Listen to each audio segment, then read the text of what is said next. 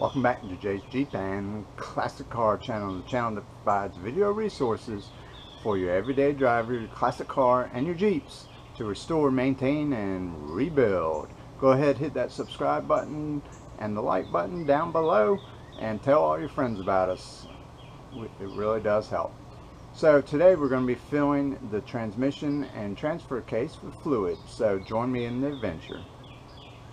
Alright, so if you can see, hopefully you can, that's the fill plug for the transmission. I'm going to pull that out. Alright, so hopefully you can see we are now to the refilling stage. We flushed out the transmission, we flushed the transfer case with mineral spirits, and now we're ready to put gear oil in. And so we're under the transmission right now, and hopefully you can see it, but we have the fill plug right here. Now I'm not going to fill from here, but that's the level that it needs to go up to.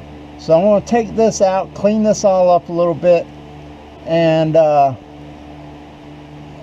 I'll leave it out while we're filling it so that I can make sure to get it just to that level right there, and then we'll put that back in, and then we'll have the correct amount of fluid in our transmission. Alright, so we're going to crank on that a little bit. So I found 9/16 fits a little better than the 5/8 did.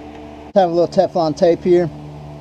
You can use Teflon tape, you could use thread sealant, either one works. I have Teflon tape right now. I'm out of thread sealant, so this is what I'm going to use. So if you notice, these are pipe seals, and so they're a little bit tapered. They have a little taper to them, so that comes into play when you're putting them in. You just kind of want to get it snug. But because of that taper, you don't want to crank on it real bad, or else you will crack your case, and that is not a good thing. And so we're just putting that plug in like so. I'm going to get that as tight as I can with my hand, and then I'll put a wrench on it. Finish her out.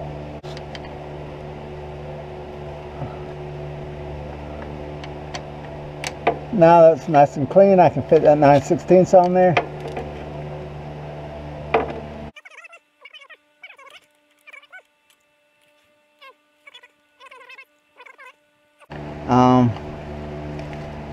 And really my goal for this weekend is to get the fluid back in it, get it cleaned up, get the fluid back in it. And yeah, I'm just running out of daylight. As you can see, I'm getting rained on working back out here, so it's time just to get it done. That's about good right there. Okay, so here's the transmission fluid we're going to use. It's the SAE 90 weight mineral oil GL1. It's recommended by several of the forums. Doesn't have some of the additives that is actually harder than the brass that's in there and will wear the brass. So this is what we're going to use. I'm going to fill it up from the top side. Fortunately,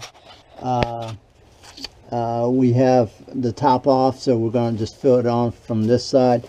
That fill port is over here that we just took off, so that's where that is. But so if you need the part number, it's Napa number 65201. But this is stuff we're going to try out. Everybody highly recommended it, so we're going to go with it. And as you can see, it's really starting to rain, and so we are working as quickly as possible here not to have rain. So just to note, if you have any oily waste, just dispose of it according to local standards. Just your local county or whatever will probably have a hazardous waste disposal site that you can dispose of it in. So I have the plug in, and we are just plugging it. We are just pouring this over. And I just want to get a good coat on these gears.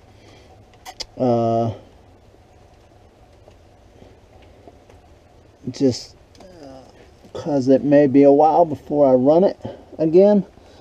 And I just want to get a good coat on there.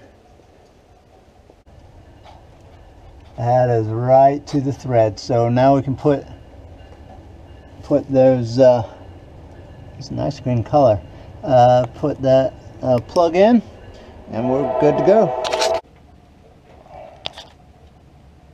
If I can get it started, this is always the hardest part. Always the hardest part. Getting stuff started.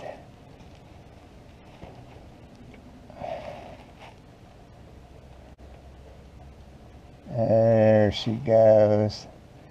There she goes.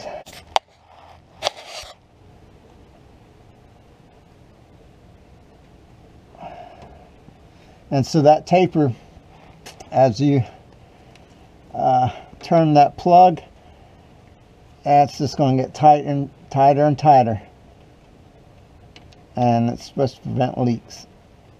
But especially with that Teflon tape on there, it's really prevent any leaks.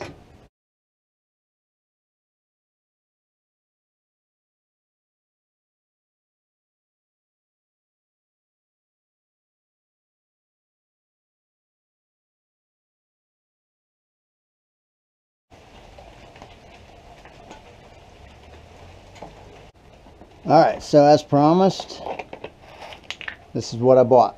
This came from a big box automotive store, just a little, basically an oil pump to pump stuff in. Top is your suction, bottom is your discharge. So you just want to put this down in there. I was using it a little earlier for some other stuff, but it should be fine. So we're just going to put it down in there like that.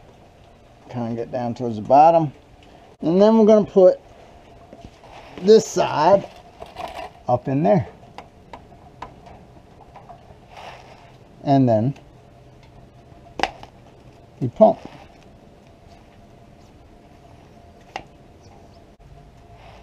Now this only takes like less, about a liter or so. I don't know the exact number.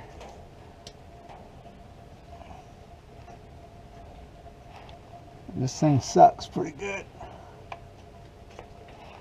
Sucks some fluid pretty good. So I'm just pumping it in there. Alright, so I'm just going to put my finger in here. See if I can feel it. I think it's getting close, but still got a ways to go. Alright, so we got about one more pump to go. So I thought it was only supposed to take 1 point something liters, but apparently it takes more than that when you're completely empty. So I don't know if it's just leaking out or what, but it is what it is. And yeah, that's what we want to see. We just want to see it dripping out. So we're going to let it drip out into that drip pan. Finally. Finally. I don't know why it took so long, but it did. In the meantime, we're going to kind of wrap up everything else. Put this in while we wait for that to drain. Okay, so we got it all filled up. I'm going to put the plug back in.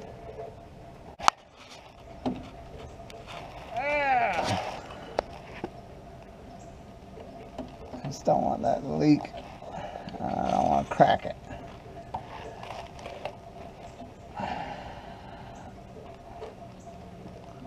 So that is the dilemma, as always.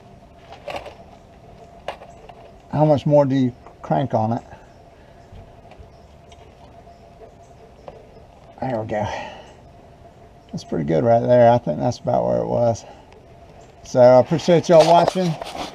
Y'all take care. It's time for supper and to get dry, clean up, etc. Y'all take care. See you next time.